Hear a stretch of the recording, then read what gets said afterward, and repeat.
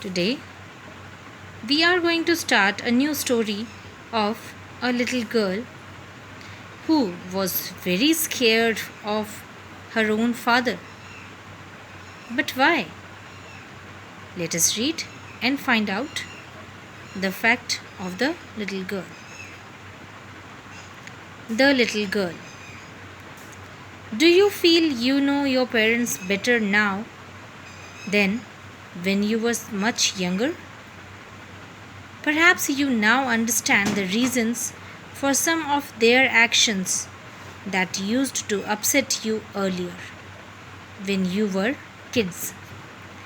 They did something which used to upset you, but now, as you have grown up, you can understand the reason behind their actions. Do you? This story about a little girl whose feelings for her father change from fear to understanding will probably find an echo in every home, in everyone's heart who is right now listening.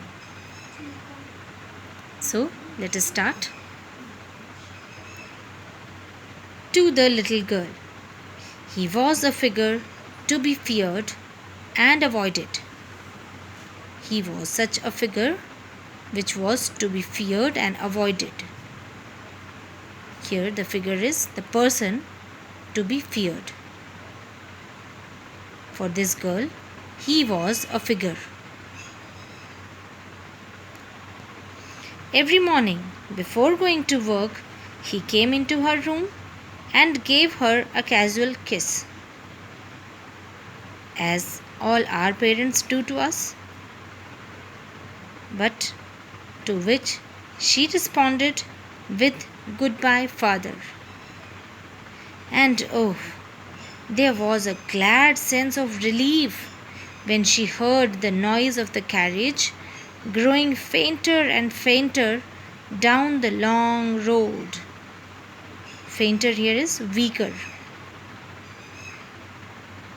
She was very much relieved when she heard the sound of the carriage growing weaker and weaker, which used to carry her father to the office or the workplace.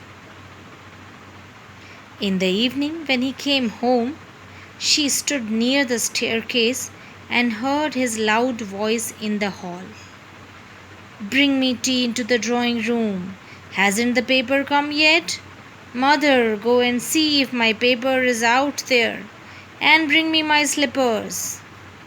These were the dialogues said by the father, and the poor girl, scared girl, used to stand near the staircase and heard all these things in the loud voice. Kezia, mother would call to her, "If you are a good girl, you can come down and take off father's boots." Slowly the girl would slip down the stairs. Slip down, come down quietly and unwillingly. More slowly still across the hall, and her speed decreased across the hall and push open the drawing room door. By that time, he had his spectacles on and looked at her over them in a way that was terrifying to the little girl. "Well, Kezia, hurry up and pull off these boots and take them outside. Have you been a good girl today?" "I don't know, father,"